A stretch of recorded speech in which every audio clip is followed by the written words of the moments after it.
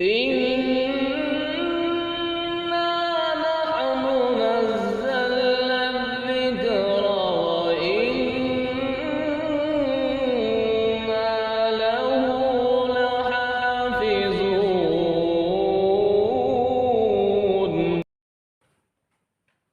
أعوذ بالله من الشيطان الرجيم. بسم الله الرحمن الرحيم.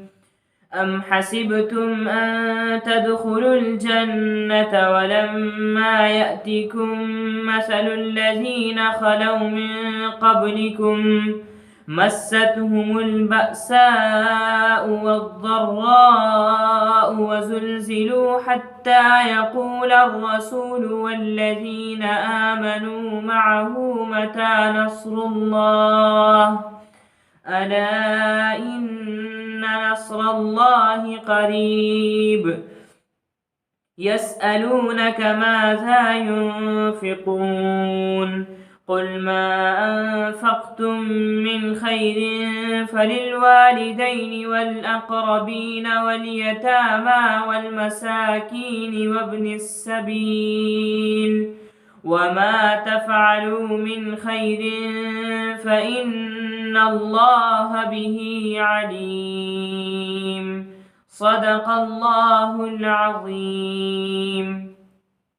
الحمد لله رب العالمين والصلاة والسلام على سيد المرسلين وعلى آله وأصحابه الغر الميامين. أعوذ بالله من الشيطان الرجيم. بسم الله الرحمن الرحيم. أم حسبتم أن تدخلوا الجنة ولما يأتكم مثل الذين خلوا من قبلكم.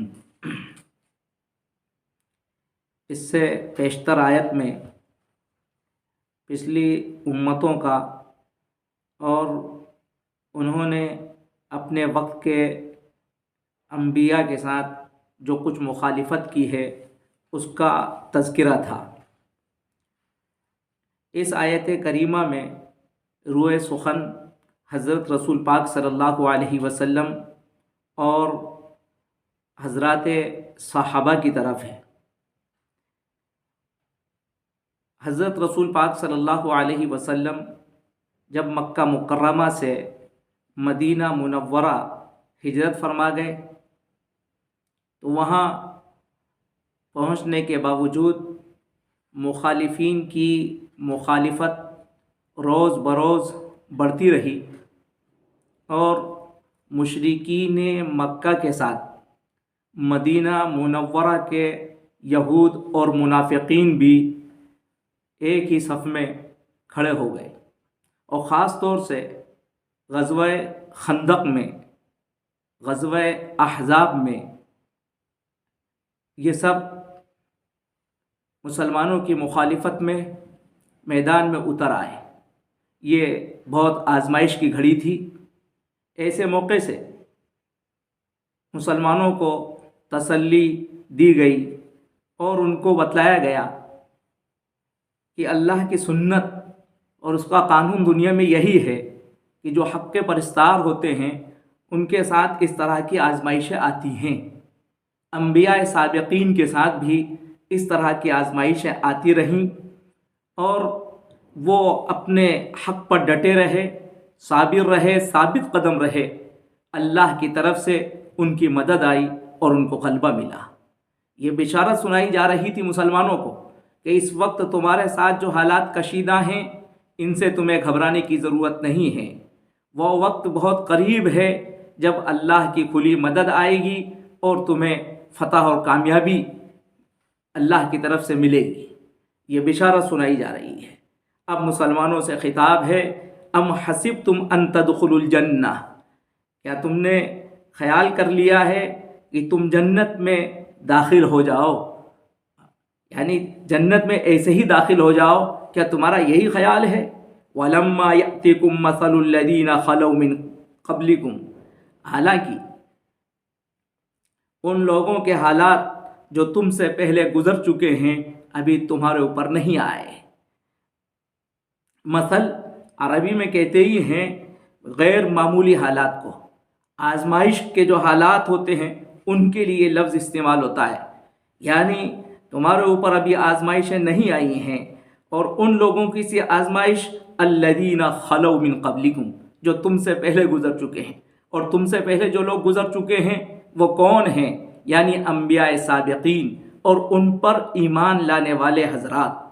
مستہم البأساء والضراء، اب قرآن مجید نے اس مسئلہ کو جس کا تذکرہ بھی ہوا ہے اس کو یہاں واضح کیا، وہ مسئلہ ہے کیا، وہ غیر معمولی حالات کیا تھے؟ غیر معمولی حالات یہ تھے مستہم البأساء والضراء، ان کو تنگیاں تکلیفیں ان کو پیش آئیں، اور بأسا کا تعلق مال سے ہے، یعنی ان کو اس زندگی کے اندر فقر و فاقے پیش آئے۔ ضرہ کا تعلق جسمانی تکلیف سے ہے، ان کو جسمانی اذیتیں پہنچائی گئیں۔ اور واقعتاً انبیاء علیہم السلام کی تاریخ کتنی عظیم ہے، جس کو انسان سننے کتاب نہیں لا سکتا۔ اللہ کے ان مخلص بندوں کو کس طرح سے ستایا گیا، کسی کو کھڑا کر کر اس کے جسم کے 2 ٹکڑے کر دیے گئے، اس کے اوپر آری چلا دی گئی، ان کو فقر و فاقے کی مصیبتوں سے، فقر و فاقے کے حالات سے ان کو گزارا گیا، ان کو مجبور کیا گیا کہ وہ فقر و فاقے کے حالات کو گوارا کریں۔ والضراء، اور اسی طرح سے ان کو جسمانی اذیتیں پہنچائی گئیں۔ وزلزلوا، اور اتنا ان کو ستایا گیا، اتنا ستایا گیا کہ وہ لرز گئے، ان کو جھنجھوڑ دیا گیا۔ ایسا لگتا تھا کہ اب وہ حق پر گامزن نہ رہ سکیں گے، لیکن وہ اللہ کے بندے تھے جو ان حالات کو برداشت کرتے رہے، جمے رہے، اللہ کی طرف رجوع کرتے رہے، اور اللہ کی طرف جو ان کا رجوع تھا اس کو یہاں ذکر کیا گیا، حتی یقول الرسول والذین آمنوا معه متی نصر اللہ، بول اٹھے اللہ کے رسول اور وہ لوگ جو ان کے ساتھ ایمان لائے، متی نصر اللہ، اللہ کی مدد کب ہوگی؟ ظاہر ہے قرآن مجید نے اس چیز کو یہاں جو ذکر کیا ہے یہ کوئی ان کی بے صبری کی بات نہیں تھی، بلکہ یہ ان کی آہوزاری کو یہاں بیان کیا گیا ہے، رجوع الی اللہ کو بیان کیا گیا ہے کہ ایسے حالات میں جو ستم ظریفی کی انتہا کو پہنچ چکے تھے، لیکن یہ اللہ کے بندے اللہ ہی کی طرف رجوع کر رہے تھے، اسی سے فریاد کر رہے تھے، اسی سے اپنی حاجت اور ضرورت کا مطالبہ کر رہے تھے، اسی کی طرف مدد کی نگاہ اٹھا رہے تھے، اور یہ فریاد کرتے ہوئے کہہ رہے تھے متی نصر اللہ، اللہ کی طرف سے ان کی دعائیں بارگاہ الہی میں قبول ہوئیں، اور ان کو بشارت سنائی گئی، الا ان نصر اللہ قریب، سنو بے شک اللہ کی مدد قریب ہے۔ الا یہ تنبیہ کے لیے آتا ہے، اور ان تاکید کے لیے آتا ہے۔ یہ جملہ اسمیہ ہے جس سے آپ اندازہ لگا سکتے ہیں کہ اللہ کی طرف سے ان کی وہ دعا کی قبولیت کی بشارت کس قوت کے ساتھ سنائی گئی۔ بہرحال یہ واقعہ مسلمانوں کو سنایا جا رہا ہے کہ وہ بھی ڈٹے رہیں، ثابت قدم رہیں، یہ آزمائش وقتی ہے، اور اس کے بعد اللہ کی طرف سے ان کو نوازا جائے گا۔ اور اللہ کی اس دنیا میں یہی سنت رہی ہے جس کا تذکرہ اللہ رب العزت نے سورہ عنکبوت میں بھی کیا ہے، الف لام میم احسب الناس ان یترکوا ان یقولوا آمنا وهم لا یفتنون وَلَقَدْ فَتَنَّ الَّذِينَ مِن قَبْلِهِمْ فَلَيَعْلَمَنَّ اللَّهُ الَّذِينَ صَدَقُوا وَلَيَعْلَمَنَّ الْكَاذِبِينَ۔ کیا لوگ یہ خیال کرتے ہیں کہ وہ چھوڑ دیے جائیں گے؟ وہ صرف یہ کہیں ان یقولوا آمنا وهم لا یفتنون، وہ ایمان کا بول بولیں، ایمان کا اظہار کریں، اور اس کے بعد ان کو آزمایا نہ جائے۔ ہم نے ان سے پہلے لوگوں کو بھی آزمایا ہے، اور اللہ تاکہ جان لے عملی طور سے کون سے لوگ سچے ہیں اور کون لوگ جھوٹے ہیں، یہ امتحان کے لیے ہے۔ تو اسی طرح سے مسلمانوں کا بھی یہ امتحان ہو رہا ہے، اور اس امتحان میں اگر مسلمان کامیاب ہو جائیں گے تو اللہ کی طرف سے ان کی مدد ہوگی، دنیا میں اور آخرت میں ہمیشہ کی کامیابی کا مژدہ ان کو سنا دیا جائے گا۔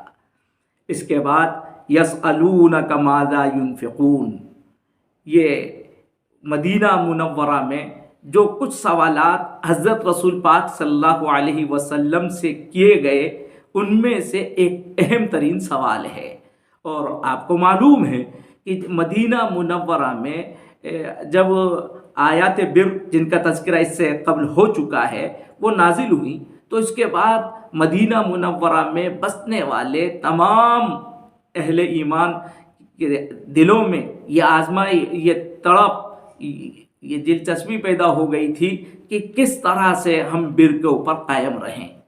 بس اس طرح کے سوالات وہ کیا کرتے تھے، جیسا ایک سوال اس سے پہلے بھی گزر چکا ہے، یسألونک عن الاہلہ، یہ سوال وہ آپ سے سوال کرتے ہیں ہلال کے متعلق، چاندوں کے متعلق سوال کرتے ہیں تاکہ وہ بر کے اوپر قائم رہیں۔ اسی طرح سے اللہ کے رسول صلی اللہ علیہ وسلم سے انفاق کے سلسلے میں یہ سوال کیا گیا کہ اللہ کے راستے میں کیا خرچ کیا جائے، کس پر خرچ کیا جائے۔ اور خاص طور سے اس سوال کے سلسلے میں ایک صحابی اور رسول حضرت عمرو بن الجموح کا نام نمایاں طور سے آتا ہے۔ اللہ نے ان کو بڑا مال عطا فرمایا تھا، انہوں نے اللہ کے رسول صلی اللہ علیہ وسلم سے یہ دریافت کیا اللہ کے رسول کتنا مال خرچ کیا جائے، کس پر خرچ کیا جائے، تو یہ جواب اللہ کی طرف سے دیا گیا، یسألونک ماذا ينفقون، وہ سوال کرتے ہیں، آپ سے دریافت کرتے ہیں کیا خرچ کریں، تو آپ ان سے کہیے قل ما انفقتم من خیر فللوالدین والاقربین والیتامى والمساکین وابن السبیل۔ یہاں کیا خرچ کریں یہ تو جواب نہیں دیا گیا اتنی وضاحت کے ساتھ، لیکن ہاں کہاں خرچ کریں اس کو پوری وضاحت کے ساتھ بتلایا گیا ہے، اس لیے کہ کیا خرچ کریں، یہ کوئی کتنا خرچ کریں یہ کوئی اہم سوال نہیں ہے، اس لیے کہ ہر انسان اپنی حیثیت اور استطاعت کے مطابق خرچ کرے گا، لیکن ہاں کس پر خرچ کریں یہ اہم ترین سوال تھا۔ اس کا جواب یہاں پر ذکر کیا گیا ہے، آپ ان سے کہہ دیجئے ما انفقتم من خیر، خیر سے مراد مال، خیر کے عام معنی بھلائی کے آتے ہیں، لیکن جس سیاق میں یہ ذکر ہو رہا ہے اور خاص طور سے انفاق کے سیاق میں یہ آ رہا ہے، اس کا مطلب یہاں مال، کہہ دیجئے کہ جو کچھ بھی تم مال خرچ کرو فللوالدین، لام یہاں پر استحقاق کا ہے تو اس کے مستحق والدین ہیں، والاقربین قریبی رشتہ دار ہیں، والیتامى یتیم ہیں، والمساکین اور مسکین ہیں، وابن السبیل اور مسافر ہیں۔ اور واقعتاً خاص طور سے یہاں اللہ رب العزت نے مصارف کی جو فہرست بیان کی ہے وہ کتنی جامع اور حکیمانہ ہے اور کتنی عادلانہ ہے کہ انسان کے انفاق کے سب سے پہلے مستحق اس کے والدین ہیں، اور واقعتاً والدین ہی وہ ہیں جن کے حقوق کی ادائیگی کی بڑی تاکید کی گئی ہے، وَقَضَى رَبُّكَ أَلَّا تَعْبُدُوا إِلَّا إِيَّاهُ وَبِالْوَالِدَيْنِ إِحْسَانًا۔ اللہ کے بعد اگر کسی کے حقوق ادا کیے جائیں تو وہ والدین ہیں، اس لیے کہ سب سے پہلا احسان انسان پر جس کا ہوتا ہے وہ اس کے والدین ہیں، لہذا اس کے بر اور اس کے احسان کے بھی سب سے زیادہ مستحق اب اسی کے والدین ہیں۔ فللوالدین والاقربین، اور جو قریبی رشتہ دار ہیں، بھائی کا رشتہ سب سے زیادہ طاقتور ہے، اس پر انفاق کیا جائے گا، چچا کا رشتہ وہ طاقتور ہے، پھوپھی کا رشتہ طاقتور ہے، خالہ جان کا رشتہ طاقتور ہے، ماموں کا رشتہ طاقتور ہے، جو جتنا قریبی ہے اس پر وہ انفاق کا اتنا ہی زیادہ مستحق ہے۔ والیتامى، اور یتیموں پر خرچ کیا جائے گا، وہ بچہ جس کے سر سے اس کے والد کی شفقت کا سایہ اٹھ گیا ہے، اب آپ اس کے لیے ایک شفیق والد بن جائیے۔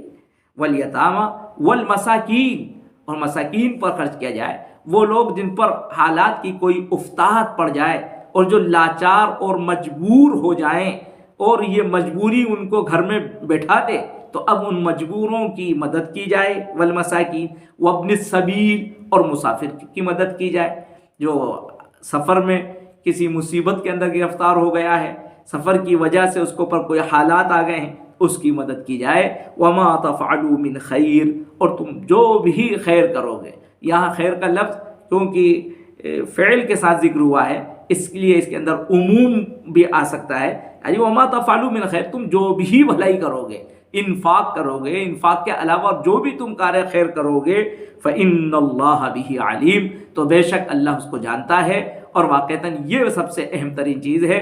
جب بندے مومن کو یقین ہوتا ہے کہ کوئی جانے یا نہ جانے لیکن اللہ جانتا ہے، تو اس کے لیے انفاق بہت آسان ہو جاتا ہے۔ وہ خوش دلی کے ساتھ، خلوص کے ساتھ اللہ کے راستے میں انفاق کرتا ہے، اور پھر یہ انفاق بارگاہ الہی میں، یہ خرچ کرنا بارگاہ الہی میں قبولیت پاتا ہے، اور اس کے لیے دنیا میں بھی اور آخرت میں بھی خیر کا ذریعہ بنتا ہے۔